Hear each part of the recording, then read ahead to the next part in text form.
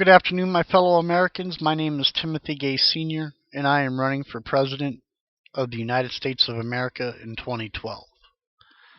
I'm doing this solely on social websites and strictly as a writing candidate.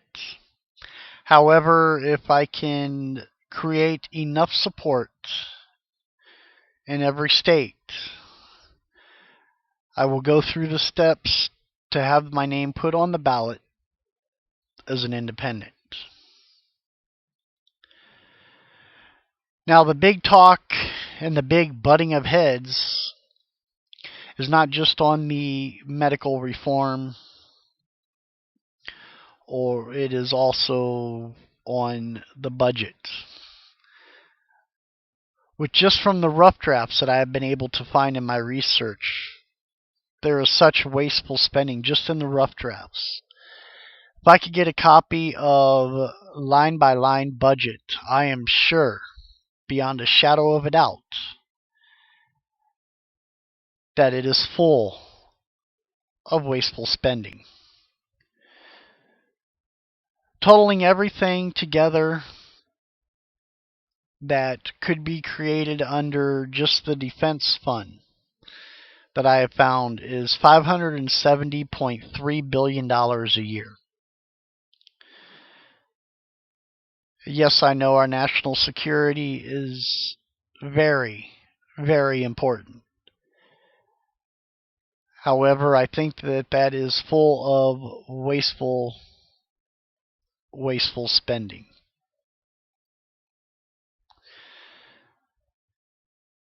Our EPA and our Department of Interior, which basically could go hand in hand, is granted $21 billion a year.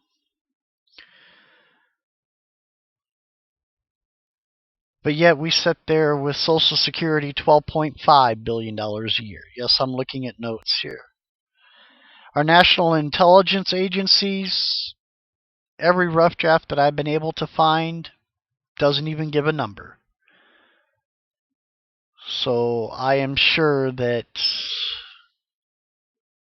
it's way out there.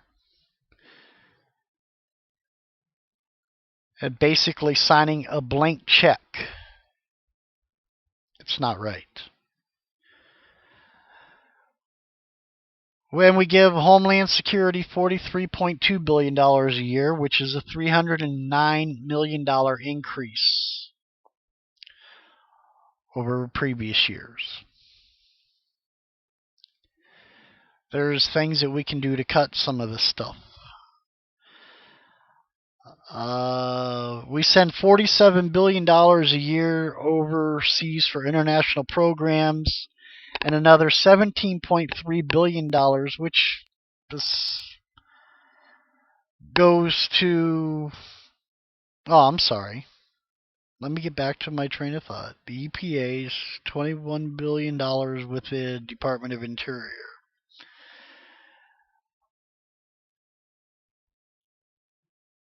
It's just wasteful spending. I can't believe this. $47 billion a year, which just oversees international programs.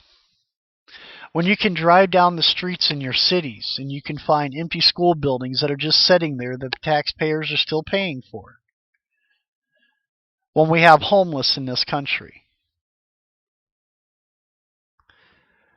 Why can't the cities donate that to individuals that are willing to manage a long-term homeless shelter that provides room and board for a person willing to work at that center? Or that can go out and do volunteer work to better the communities. And in return for them bringing in statements for their volunteer work, the room and board. You can turn these into a bunch of studio apartments. You can turn them into family units. There's a lot of different things that can be done with these vacant schools that are just sitting there until they're eventually tore down but the city still owes the property that the taxpayers pay for. Where if this is donated to an individual that is willing to do something with it, then that property comes off the books and it saves the taxpayer some money. There's ways around this situation here. And to only put $12.5 billion into a program that our elderly is paid into every working day of their lives is very, very wrong. The wasteful spending that this government incurs year after year after year after year, and the American people keep voting him in year after year after year after year. And I can assure you, going through the budget step by step, as we were promised during the last election, that there are still programs that are being funded that do not work for the American people.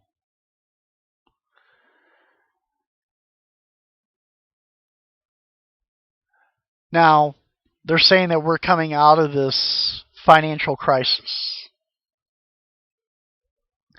I say we haven't even begun to break the surface of coming out of this. Now when we're facing nearly 10% in every state of unemployment, and let's not forget that is only the people that are receiving the unemployment benefits. It doesn't include the people that live in right-to-work states that are refused their benefits, because in a right-to-work state, the employer can say any excuse that they want, and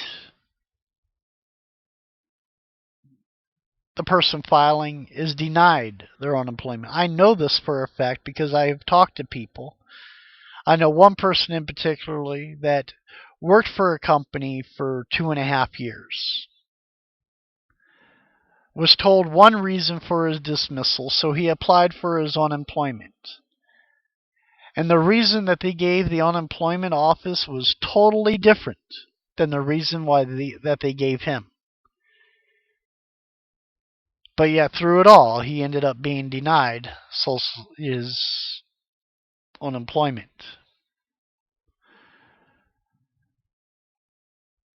So in turn, I'm sure that there's people like this all over the country that in turn ends up having to end up on the welfare program, which is spending out money unnecessarily because they worked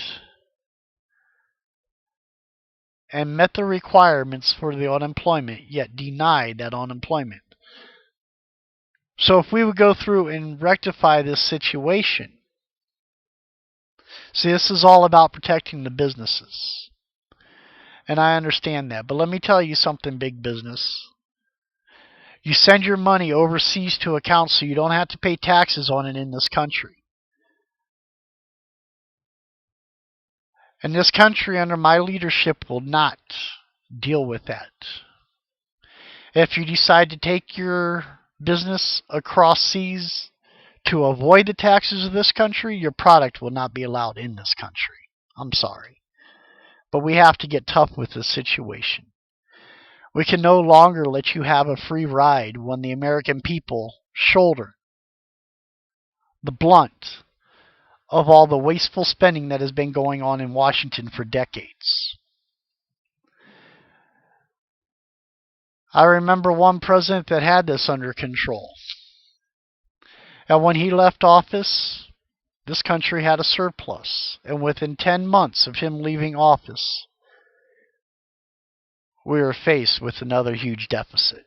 And it just keeps growing and growing. We were promised change during the last election, change that we have yet to see.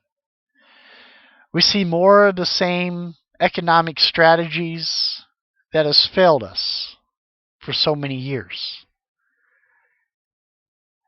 We still see the wasteful spending in Washington. Just from the number I see. And let me tell you, American people, my very first executive order would be to cut the salary of President of the United States to $75,000 a year. You might ask, well, why? Well, you get free room and board. You receive a $50,000 expense account. You receive a $100,000 non-taxable travel account, and you receive $19,000 a year for your entertainment, on top of your $400,000 a year that you're making now. And when you leave office, you receive an average of $119,000. This is not including the medical coverage that you don't pay for, but you expect the American people to have to pay for. If you expect the American people to pay for it when they're already paying for yours, this is what I'm saying. Wasteful spending. There's over 400 members of the House of Representatives. There's no need for that. There's no need for any states to have any more than another state. I don't care about population.